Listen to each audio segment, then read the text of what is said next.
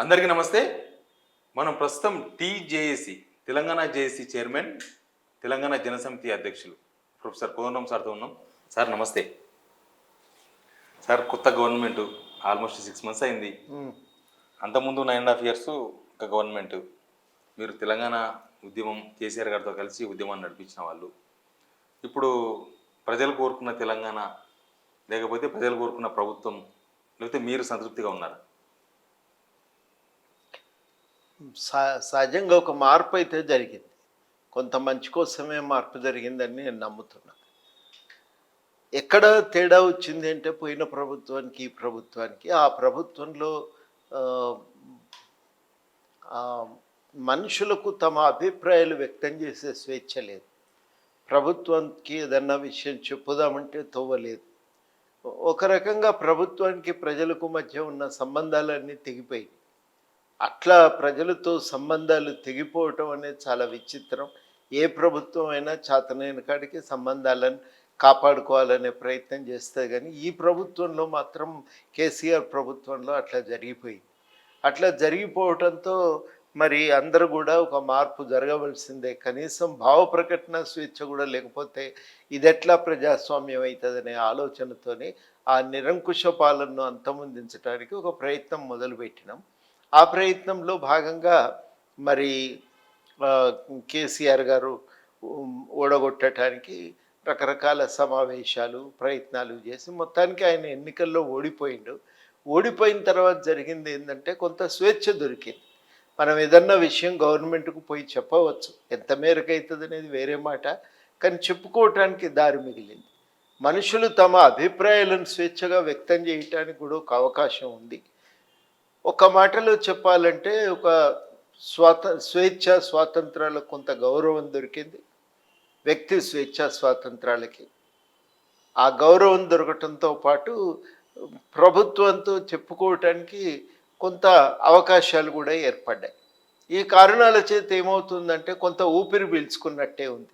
నీళ్ళల్లో మునిగిపోతున్నటువంటి వాడికి ఊపిరి పీల్చుకోవటానికి అవకాశం దొరికితే ఎట్లా ఉంటుందో అట్లా ఉంది సహజంగానే. అంతటి ఒక అవకాశం దొరికింది కాబట్టి ఇలా ఇక మరి కొంత ఉన్నంతలో ఇది బాగానే ఉంది వాతావరణం.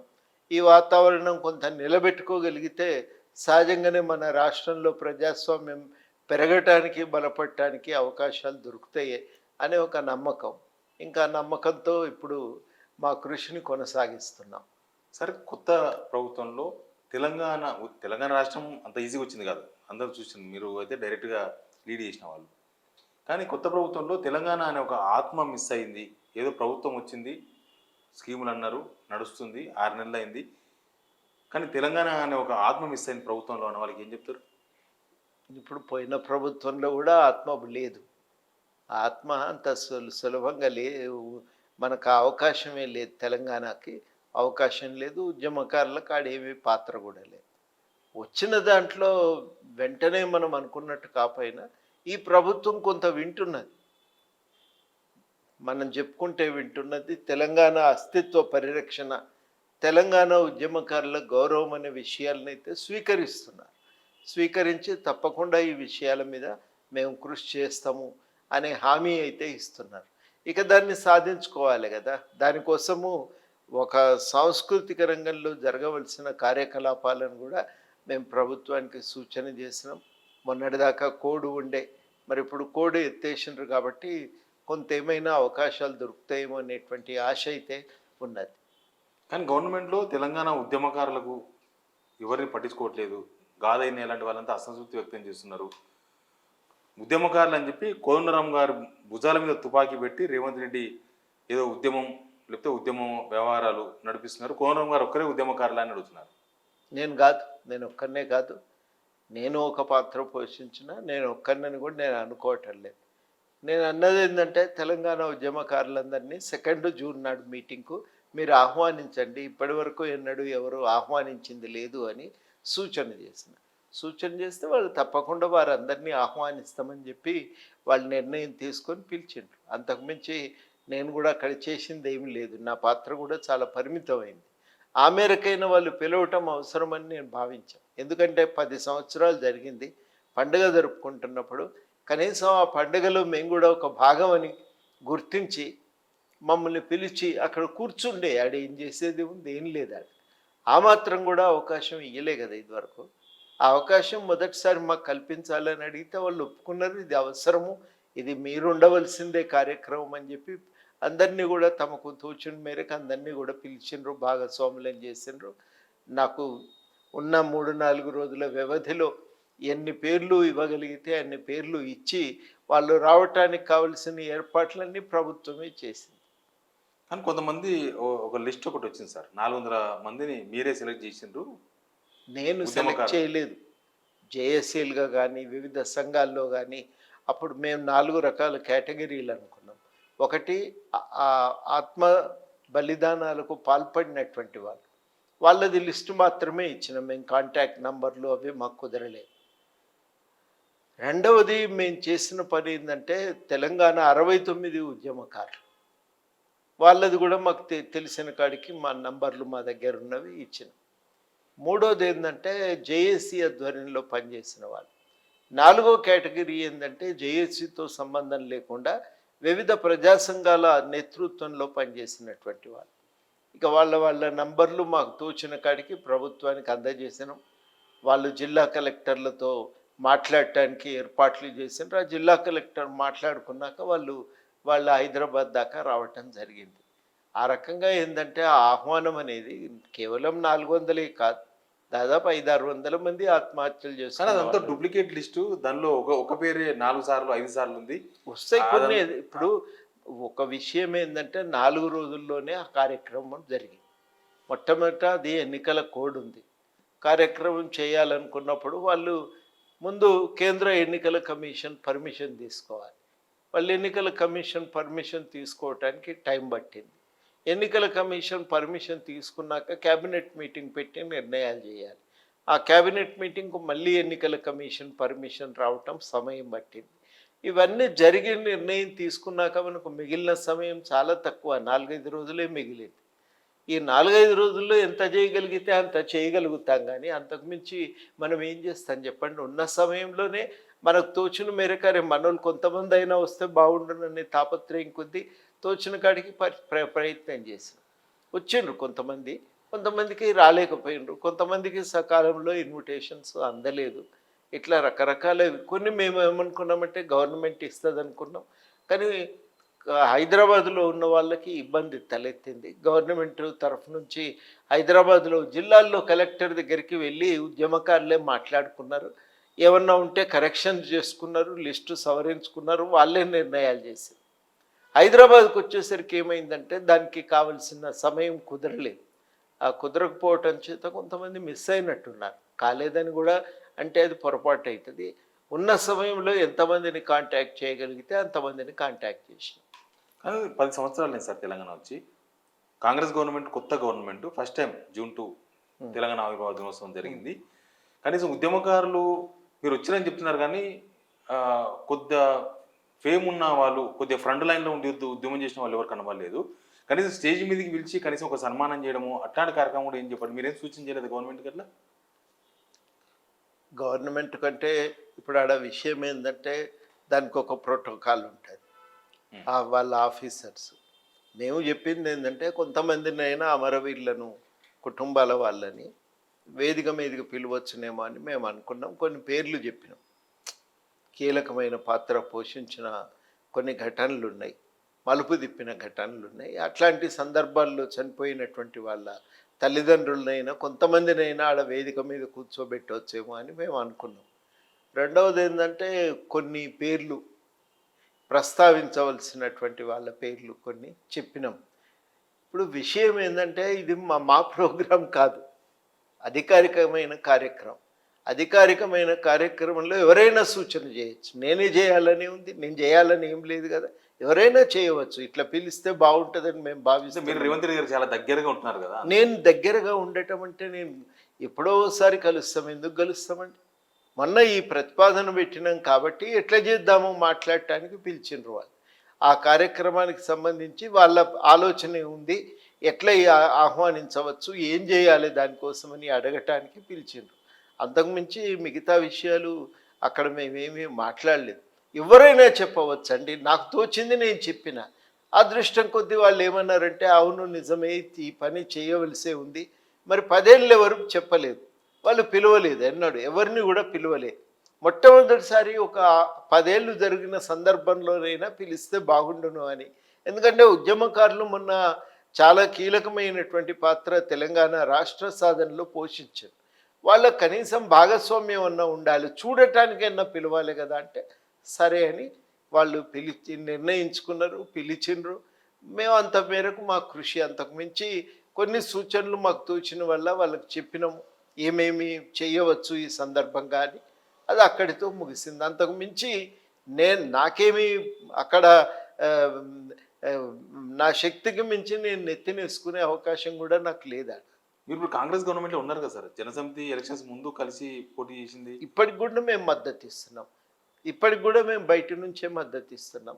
కొంత భాగస్వామ్యం కోసం అడుగుతున్నాం. తప్పకుండా భాగస్వామ్యం దొరికితే తీసుకుంటాం. సార్ ఈ జూన్ 2 సందర్భంగానే చాలా ఇష్యూస్ రేజ్ అయినాయి. అది తెలంగాణ ఉద్యమం లేకపోతే తెలంగాణ సెంటిమెంట్తో కొద్దిగా ముడిపడిన అంశాలు. ఈ జయ జయ తెలంగాణ సాంగ్ రేవంత్ రెడ్డి గారేమో మాకేం సంబంధం లేదు, ఇది అందశ్రీ గారి పాట అన్నారు. అది రాష్ట్ర గుర్తింపు పొందినప్పుడు రాష్ట్ర ప్రజల పాట అవుతుంది. మీరు ఇప్పుడు ఎందుకంటే ఉద్యమకారుల్లో మీరు మాత్రమే దగ్గరగా కనిపిస్తున్నారు రేవంత్ రెడ్డి గారికి, మిగతా వాళ్ళంతా దూరంగా ఉంటున్నారు. ఎవరైనా పోయి చెప్పాలనుకుంటే ఎందుకు విన్నారండి? ఎవరు చెప్పినా వింటారు. అందశ్రీ పోలేదా, చెప్పలేదా, మాట్లాడలేదా? మీరు కీరవాణి సంగీత దర్శకత్వం అది నా నిర్ణయం కాదు కదా, అందశ్రీ నిర్ణయం. కనీసం మీ ఒపీనియన్ ఏంది దానిపైన? నేను అనుకునేది ఏంటంటే, పాటను అధికారికంగా ప్రజెంట్ చేయటానికి ఒక పద్ధతిని అందశ్రీ గారు ఎన్నుకున్న దాని మీద ఇంత చర్చ అనవసరమని నేను భావిస్తూ ఉన్నాను. అంతిమంగా అదొకటే మిగులుతుంది, మిగిలిన ఎవరు ఏం పాడొద్దు అనేది ఏం లేదు కదా. రోజు మనమే పాడుకుంటాం కదా. గుర్తింపు పొందేది ఒక సాంగే, కానీ గుర్తింపు పొందింది ఒకటే సాంగ్. 10 ఏళ్ల తర్వాత రాష్ట్ర గీతానికి గుర్తింపు వచ్చింది. గుర్తింపు వచ్చినప్పుడు ఆయన దాన్ని కొంచెం గట్టిగా మంచిగా ప్రజెంట్ చేయాలని కోరుకున్నాడు. లేక ఒక అవకాశం వస్తుంది, ఏడన్నా దావతులు పిలుస్తారు, నాకు తోచినట్టు మంచిగా కనబడాలనే ప్రయత్నం చేస్తా, బట్టలు వేసుకుంటాం, పోతాం. ఆయన కూడా పాటను మంచిగా ముస్తాబ్ చేసి ప్రజెంట్ చేయాలనుకున్నాడు. ఆయనకు తోచిన పద్ధతుల్లో ఆయన ప్రజెంట్ చేసిండు. దాంట్లో అంత చర్చ ఏముందని నేను అనుకుంటున్నాను. ఆయన మీకు నచ్చిందా? పాత పాట బాగుందని చాలా మంది అంటున్నారు. నాకు తెలిసి పాట ట్యూన్లో ఏం తేడా లేదు. పాతది ఎట్లా పాడుకున్నామో ఇది గట్లనే ఉంది. పెద్ద తేడా ఏం లేదు దాంట్లో. ఎక్కడన్నా కొద్దిగా చిన్నగా ఆ రాగం ఎత్తుకునే కాడ ఎక్కడన్నా కొంత తేడా ఉందేమో, కానీ మీరు పక్కన ఒకటి తర్వాత ఒకటి ప్లే చేస్తే ఏం తేడా కనబడదు మీకు. ఈ చార్మినార్ అప్పుడు వచ్చిన ఇష్యూస్ సార్, నేను మళ్ళీ రెగ్యులర్ ఇష్యూస్కి వస్తా. చార్మినార్ ప్లస్ కాకతీయ కళాతోరణం ఈ రెండు తీసేసే ఒక ప్రయత్నం జరిగినప్పుడు కొంతమంది అబ్జెక్షన్ చెప్పినారు. అవి రాజరికపు చిహ్నాలు అని రేవంత్ రెడ్డి గారు అంటున్నారు. దాన్ని కొంతమంది యాక్సెప్ట్ చేసినారు, కొంతమంది కాదన్నారు. మీ ఒపీనియన్ సార్ దానిపైన? తప్పకుండా తెలంగాణ చిహ్నం అనేది తెలంగాణ ప్రజా జీవితాన్ని కూడా ప్రతిబింబించాలి. ఈ మాట అయ్యాలని నేను కొత్తగా అంటలేను. అప్పుడు చిహ్నాన్ని ప్రభుత్వం ప్రకటించినప్పుడు కూడా ఈ అభిప్రాయం వ్యక్తం చేస్తుంది. అట్లా ఉండకూడదు, కొంత జనజీవితం వ్యక్తం కావాలి దాంట్లో. ఆ జనజీవితం వ్యక్తం కావట్లేదు. వాళ్ళ భాష, సంస్కృతి, వాళ్ళ జీవన విధానం అందులో వ్యక్తం కావాలి. మీరు ఎక్కడ చిహ్నమైన ఆ రకమైన ప్రయత్నం ఒకటి జరుగుతుంది. అట్లాంటి ప్రయత్నం జరగలేదనేదే నాకు కూడా అప్పుడు వచ్చినటువంటి అభిప్రాయం. కనుక దాంట్లో మనం చర్చ చేసి కూడా ఏమీ చేయగలిగేది లేదు. కాబట్టి మేము దానిపైన పెద్దగా ఎన్నడూ కూడా ఒక చర్చ, ఒక వివాదంకు పోలేదు. ఇక మీరు ఏమైనా సూచన చేసినా రేవంత్ రెడ్డి గారికి కొత్త చిహ్నం తయారు చేస్తే ఇట్లా ఉండొచ్చు అని? తప్పనిసరిగా జీవితం ప్రతిబింబించే విధంగా దాని విషయంలో నాకేం పెద్ద సూచనలు లేవు. అంటే నేను వారికి చెప్పింది ఏంటంటే, ఇంకా ఫైనలైజ్ చేయలే అది. వాళ్ళు మాట్లాడుకుంటున్నప్పుడు నేను కూడా అక్కడ ఉండటం తటస్థించింది అనుకోకుండా. మేము వేరే ప్రోగ్రాం గురించి పోయినాం. అప్పుడు నేను చెప్పింది ఏంటంటే, తప్పనిసరిగా ఇక్కడి చరిత్ర కూడా దాంట్లో ప్రతిబింబించే జాగ్రత్తలు, ఇక్కడ ఉండే వైవిధ్యభరితమైన జీవితం వ్యక్తమయ్యే విధంగా ప్రయత్నం అయితే జరగాలి అనేటువంటి ఒక మాట నేను చెప్పటం జరిగింది. ఆయన కూడా దాన్ని సీరియస్గానే విన్నారు, స్వీకరించారు. చర్చ రెండోది ఏంటంటే, విశాలమైన ఒక చర్చ జరగాలి, విస్తృత ఏకాభిప్రాయం కూడా రావాలి అనే అభిప్రాయం కూడా ఉంది నాకు. ఆ అభిప్రాయాన్ని కూడా గవర్నమెంట్ అప్పటికే తీసుకుంది. నేను దాన్ని వ్యక్తం చేయాలనుకునే సమయానికే ప్రభుత్వం చర్చ చేసి అసెంబ్లీలో కూడా మాట్లాడుకున్నాకనే దీనిపైన తుది నిర్ణయం ఇప్పుడు మేమేం నిర్ణయం చేయటం లేదు అని చెప్పి వాళ్ళు ప్రకటించారు. కాబట్టి ఆ విషయంలో ఇంకా విభేదానికి కూడా అవకాశం లేదు. ఇప్పుడు చార్మినార్ ప్లస్ కాకతీయ కళాతోరణం జనజీవితాన్ని ప్రతిబింబించవా? మన ఇప్పుడు చరిత్రలో అది చెప్పవా? అది ఏం తుది నిర్ణయం అయిందో మనకు తెలియని దాని మీద మనం మాట్లాడితే కూడా కరెక్ట్ కాదు. సార్, ఈ మధ్య నిరుద్యోగులు మళ్ళీ బయటకు వచ్చిండ్రు. గత ప్రభుత్వాన్ని వద్దని వాళ్ళే ఊరూరా తిరిగి ప్రచారం చేసిండ్రు. అది మనమంతా చూసినాం. అవును. కాంగ్రెస్ గవర్నమెంట్ వస్తే మంచి జరుగుతుందని వాళ్ళు ఈ మధ్య కొన్ని డిమాండ్స్ పెడుతూ ఉన్నారు. వీళ్ళు ఎవరు వినట్లేదు అంటున్నారు. మీ దగ్గర కూడా వచ్చినట్టున్నారు, మిమ్మల్ని కూడా కలిసిండ్రేమో. మీరేం చెప్పింది సార్? ఆ డిమాండ్స్ ఇప్పుడు కాదు, కేసీఆర్ ఉన్నప్పుడు కూడా రెగ్యులర్ కలిసేది, ఇప్పుడు కూడా కలుస్తున్నారు. ఇప్పుడు కూడా కలుస్తున్నప్పుడు ఏమన్నా సమస్యలు ఉంటే ఇది అవుతుంది ఇది కాదు అనేది మనం నిక్కచ్చిగా చెప్పాలి.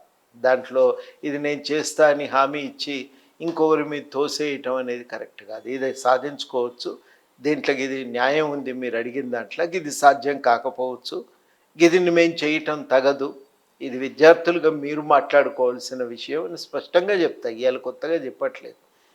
ఈసారి అడిగినప్పుడు కూడా నేను ఏమన్నానంటే వాళ్ళు అడిగిన డిమాండ్స్ ఉన్నాయి, 2-3 డిమాండ్స్ ఉన్నాయి. ముఖ్యంగా ఆ 2-3 డిమాండ్స్ విషయంలో నా వంతు ప్రయత్నం నేను చేస్తాను.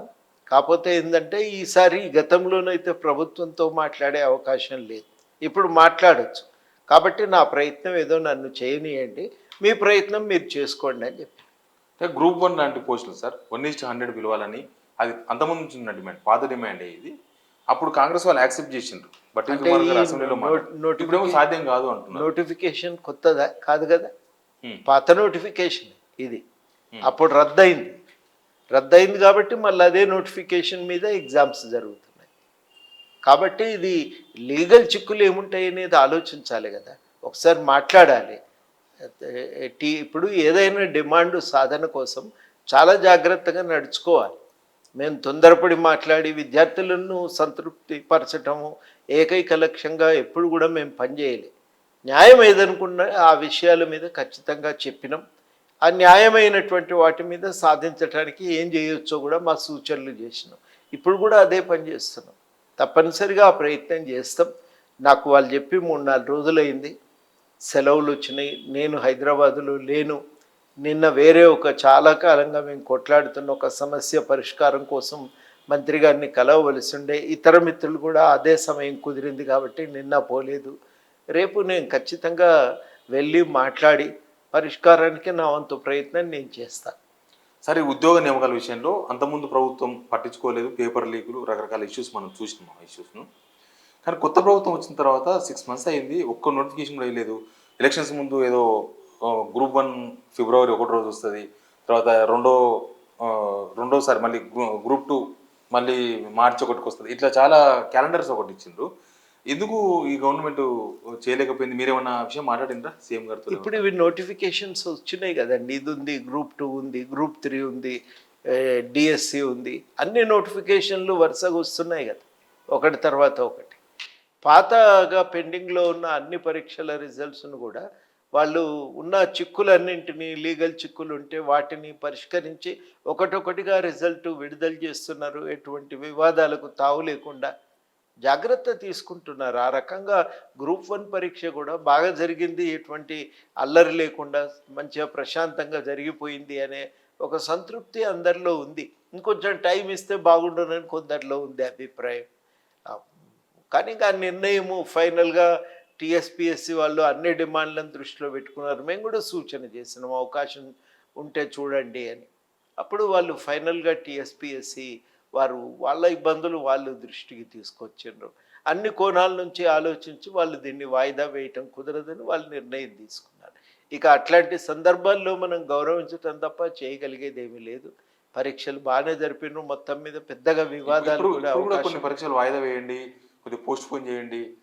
గ్రూప్ 1 మెయిన్స్కు ముందు ఏవైనా కానీ పోస్ట్పోన్మెంట్కు సంబంధించిన డిమాండ్స్ విద్యార్థులు తాముగా మాట్లాడుకోవాల్సిందే. కానీ మనలాంటి వాళ్ళం పోయి జోక్యం చేసుకోవటం కరెక్ట్గా, ఒకరికి వాయిదా పడాలని ఉంటుంది, ఒకరికి తక్షణం అయితే బాగుండనని ఉంటుంది.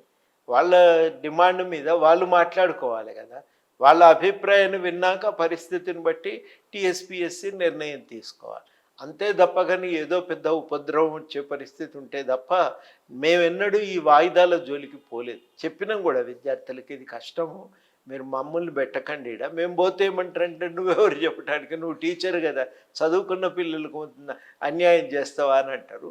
మీరే మాట్లాడుకోండి అని చెప్పినాం. ఈసారి కూడా మేము అంతే చెప్పినాం. మా వంతుగా ఈ సూచనలు మా దగ్గరికి కూడా వచ్చినాయి, మీరు వీటిని పరిశీలించండి అని చెప్పి మేము ఒక లెటర్ కూడా వారికి రాసినాం. కానీ ఎందుకు సార్ అప్పుడే అసంతృప్తి నిరుద్యోగుల్లో ఏమైంది?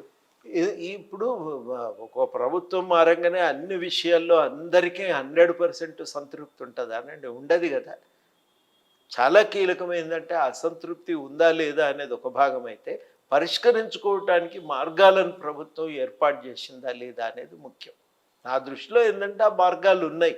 మంత్రుల దగ్గరికి పోతే వింటున్నారు, వాళ్ళు కూడా మాట్లాడేటువంటి అవకాశాలు ఉన్నాయి, వాళ్ళు కూడా మాట్లాడుతున్నారు. ఇది అవుతుంది, ఇది కాదని వాళ్ళు కూడా చెప్తున్నారు.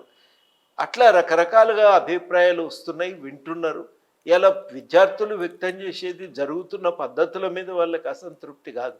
వాళ్ళు అనేది ఏంటంటే ఇంకొంచెం మెరుగ్గా చేస్తే, దీనికంటే కొంచెం మెరుగ్గా చేస్తే బాగుండవు. అట్లా అనటంలో తప్పేం లేదు కదా. వాళ్ళు అన్నంత మాత్రం అనేది ప్రభుత్వం తప్పు చేసింది, వీళ్ళు సరిచేసే ప్రయత్నం చేస్తున్నారని కాదు. ప్రభుత్వం ఎగ్జామ్స్ ప్రకటించింది, షెడ్యూల్ వాళ్ళు కోరిన విధంగా వచ్చింది. దాన్ని ఇంకొక చిన్న మార్పులు చేయాలనో, ఇంకొంచెం దీన్ని మెరుగుపరచాలనో వాళ్ళకుంటే ఈ డిమాండ్స్. ఆ డిమాండ్స్ను ప్రభుత్వం వినటానికి, చెప్పుకోవటానికి దారి ఉందా లేదా అనేది చాలా కీలకం. వాళ్ళు వెళ్తున్నారు, చెప్పుకుంటున్నారు. ముఖ్యమంత్రి గారికి కూడా ఎవరినో ఒకరిని ఎమ్మెల్యేని పట్టుకొని చేరవేస్తున్నారు. మాలాంటి వాళ్ళకి చెప్తే మేము న్యాయం అనుకున్నవన్నీ మేము గవర్నమెంట్కు మేము కూడా చేరవేస్తున్నాం. ఆ అవకాశాలు ఉన్నాయి, ఇప్పుడు లేకుండా ఏం లేవు కదా. కానీ కోనం సార్ ఏమీ మాట్లాడతలేరు. జనం ఇష్యూస్ చాలా వస్తున్నాయి. జనం తరపున కోనం సార్ మాట్లాడతలేరు. ఏదో ప్రభుత్వంలో ఒకరిగా మెలుగుతున్నారు తప్ప ప్రజల వ్యవహారాలను, ప్రజల సమస్యను ప్రస్తావిస్తలేరు అనే వాళ్ళకి ఏం సమాధానం చెప్తారు? వాళ్ళకి ఏం సమాధానం ఎందుకంటే, నేను రోజు నేను మాట్లాడుకుంటూనే ఉన్నాం కదా, ఎవరికి ఏమి ఇబ్బంది లేదు. నేనేం చెప్తున్నానంటే, ఆడ అధికారి చెప్తే వింటుండు, మంత్రి చెప్తే వింటుండు. నేను బయటికి ఎక్కి రచ్చ చేయాల్సిన సమయం కాదు ఇది. అవకాశం ఇవ్వాలి వాళ్ళకి. మేము టీఆర్ఎస్ ప్రభుత్వం వచ్చినప్పుడైనా 2 ఏళ్ళు ఓపిక పట్టినాం కదా. సమస్యలు ఎదురైనప్పుడు మాత్రమే మేము ఓపెన్గా వచ్చి మాట్లాడినాం. కాబట్టి ఇప్పుడు కూడా మేమేమి పరిష్కారానికి కావటం ముఖ్యం, కానీ రోజు రోడ్డున పడి టీవీలో కనిపించటం ముఖ్యం కాదు కదా. కాబట్టి మేము పరిష్కారానికి మా వంతు ప్రయత్నం మేము చేస్తూనే ఉన్నాం. మా దృష్టికి బోల్డన్ని వస్తున్నాయి, రకరకాల పద్ధతులు మేము ప్రయత్నం చేస్తున్నాం. ఇది ఒక ప్రయోగమే ఒక రకంగా చెప్పాలంటే. ఎన్నడూ కూడా ఎన్నికైనా ఒక ప్రభుత్వంతో కలిసి మాట్లాడి చర్చించి పరిష్కరించుకోవటానికి తెలంగాణలో అవకాశం దక్కలేదు. టీఆర్ఎస్ వచ్చినప్పుడు మొట్టమొదటిసారి ఆ వాతావరణం ఏర్పడ్డదని బాగా సంబరపడ్డాం. సెక్రటేరియట్కు పోగలుగుతున్నాం, చూడగలుగుతున్నాం. అంతకుముందు మనకు దొరకని సెక్రటేరియట్లో మనకు ప్రవేశం దొరికింది. ఇంకా అన్ని సమస్యలు అయిపోతాయి, మనకేమీ ఇబ్బంది లేదు, ప్రజలే వెళ్ళిపోతున్నారు మంత్రుల దగ్గరికి అని సంబరపడ్డాం. మా పాత్ర క్రియాశీలకంగా మనం ఈ రాష్ట్ర ప్రజల సమస్యల పరిష్కారానికి సూచనలు చేయటమే ఇంకా మా బాధ్యత అనుకొని మేము తెర వెనుకనే పనిచేసినాం. ఎన్నడూ కూడా ముందుకు రాలేదు. కీలకం అనుకున్న సూచనలన్నీ ప్రభుత్వం ముందు పెట్టినాం. చాలా ఒక క్రమ పద్ధతుల్లో అనేకమైన ఒక ప్రతిపాదనలు తయారు చేసి ప్రభుత్వం ముందు పెట్టినాం. కొన్ని చోట్లనైతే మేము ముందుకు కూడా పోలేదు. బాధిత వర్గాలే పోయి, బాధితులు అంటానికి లేదు, సంబంధిత వర్గాలే పోయి వాళ్ళే డైరెక్ట్గా మాట్లాడుకున్నారు. మేము వాళ్ళకి సహాయపడ్డాం. వాళ్ళ ప్రతిపాదనల రూపకల్పనలో ఇట్లా వద్దు, ఇట్లా చేయండి, ఇది మాట్లాడండి, ఇది మాట్లాడకండి అని. అట్లా మా పాత్ర మేము నిర్వహించినాం. ప్రజలకు ప్రభుత్వానికి మధ్యన అనుసంధానకర్తలుగా ఉంటామన్నాం. అదే పాత్ర మేము అప్పుడు నిర్వహించినాం, ఇప్పుడు కూడా నిర్వహిస్తున్నాం. అప్పుడు కూడా మేము ఏమీ తొందరపడి రోడ్ల మీదకి రాలేదు, మాట్లాడలేదు. ఇవాళ కూడా మేము అదే పని చేస్తూ ఉన్నాం. మాకు ఈ అవకాశం కాపాడుకోగలిగితే మంచిది కదనండి. ఎందుకు ప్రతిసారి ఆందోళనలకు దిగవలసిన అవసరం లేకుండా చర్చలు, సంప్రదింపుల ద్వారా, లాబింగ్ ద్వారా ఎన్ని పరిష్కరించుకోవటానికి అవకాశం ఉంటే అన్నింటి విషయంలో ప్రయత్నాలు జరపాలి. అది భూమి సమస్య కానీ, ఇంకా ప్రభుత్వ పని విధానానికి సంబంధించినవి కానీ, స్థూలమైనటువంటి విధానాలు విషయంలో కానీ మేము అట్లాంటి ప్రయత్నాలు చేస్తూనే ఉన్నాం. ప్రతిపాదనలు తయారు చేస్తున్నాం, గవర్నమెంట్కి ఇస్తున్నాం. వాటిని సాధించుకోవటానికి అధికారులతో మాట్లాడుతున్నాం, మంత్రులతో మాట్లాడుతున్నాం. ఇవన్నీ ప్రయత్నాలు జరుగుతూనే ఉన్నాయి కాబట్టి ఆ ప్రయత్నాన్ని ముందుకు తీసుకుపోతున్నాం. ఇంక ఇప్పుడు మేము రోజు రోడ్ల మీద లేకపోతే రోజు మేము టీవీల్లో కనబడవలసిన అవసరం మాకు లేదు. ఉన్నప్పుడు టీవీ ముందుకు వస్తాం, లేకపోతే మాట్లాడవలసిన అవసరం లేదు.